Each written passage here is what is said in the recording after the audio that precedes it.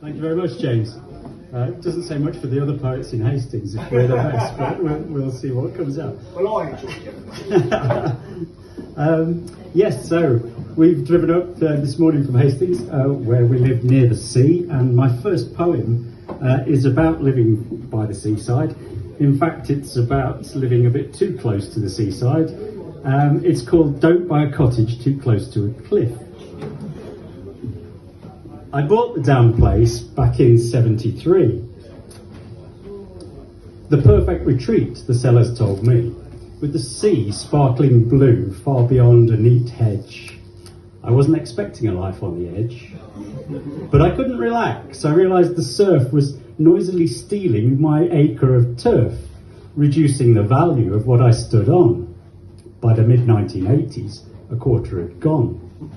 At the end of the noughties, most of my land was down on the beach as boulders and sand.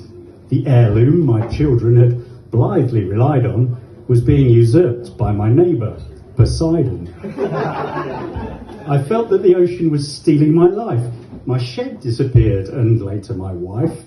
The lawn and the fish pond are down in a briny. My garden, once huge, is now only tiny.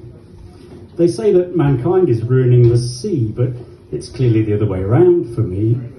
I'll soon be a victim of shoreline diffusion. My life, like my home, nears a salty conclusion.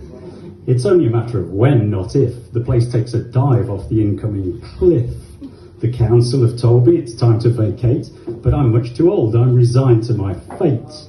The plaster is cracking, the floorboards are bending. This looks like a literal cliffhanger ending.